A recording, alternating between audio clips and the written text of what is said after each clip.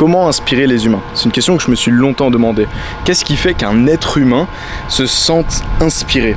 On s'est déjà tous, j'espère, sentis inspirés dans notre vie par certaines personnes, par certains modèles, qui nous ont fait sentir en nous quelque chose de fort, qui nous a poussé à nous mettre des objectifs et à aller les chercher. Et je pense que naturellement, c'est tellement un bonheur intense et utile, parce qu'il permet d'arriver à atteindre des objectifs. Et quand ces objectifs sont en accordance avec toi-même, c'est surpuissant. Je me suis demandé comment inspirer des personnes et qu'est-ce qui fait que des humains se sentent inspirés. Au début, je me disais, peut-être que c'est simplement le fait qu'on regarde d'autres humains qui ont réussi certaines choses de trop cool ou des choses qu'on aimerait. Mais en regardant à travers les exemples, je me suis rendu compte, des fois, moi, quand je raconte des choses cool que j'ai faites, ça importe très peu à certaines personnes et beaucoup à d'autres. Et de la même façon, il y a énormément de personnes qui ont fait plein de choses dans plein de disciplines différentes, mais elles m'inspirent pas toutes au même niveau. Et donc aujourd'hui, je vais te partager un modèle de pensée auquel je crois maintenant sur l'inspiration, qui va te servir à comprendre tes inspirations et inspirer des personnes. Alors pour moi, l'inspiration, c'est pas voir quelqu'un qui réussit dans quelque chose et vouloir le devenir, mais c'est plutôt voir une personne qui te fait voir en toi ce que tu es capable d'accomplir. Et je pense qu'une très grande erreur qu'on peut faire,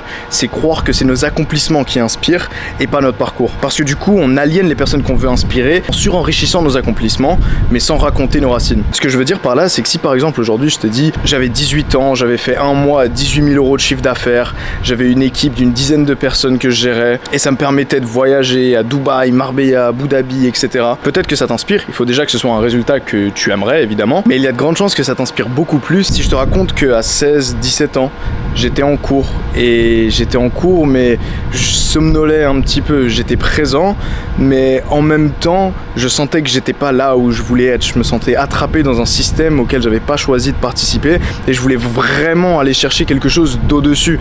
Je voulais pas simplement vivre une vie traditionnelle, métro, boulot, dodo, finir mes études pour avoir un job, être confortable, avoir une petite famille. Je voulais vivre les choses en grand. Et du coup, j'avais commencé à sécher les cours pour aller bosser au CDI sur mon business. Et à force, avec le travail, avec les années, c'est arrivé au point où j'ai réussi à grandir mon entreprise jusqu'à un point où elle avait fait 18 000 € en un mois de chiffre d'affaires. Et c'est très différent parce que dans ce second scénario, j'ai créé un lien entre un point A, moi qui étais en cours et qui voulais pas vraiment être là parce que je sentais pas que ça m'amenait là où je voulais être, et le point B qui est le résultat. Et en fait, c'est ce chemin qui inspire parce que c'est une réalité que tu proposes à quelqu'un. Et si toi tu t'identifies dans cette réalité, si toi aujourd'hui tu t'identifies avec ce point A et tu souhaites le point B, tu vas te sentir beaucoup plus inspiré. C'est pour ça que pas mal de super-héros commencent aussi par avoir une vie ordinaire pour qu'on puisse s'identifier en eux et du coup là où ils aillent, ça puisse nous inspirer parce qu'on voit le parcours et ça crée une option de futur pour nous. Et c'est cette version de nous qui peut réussir à accomplir ce genre de choses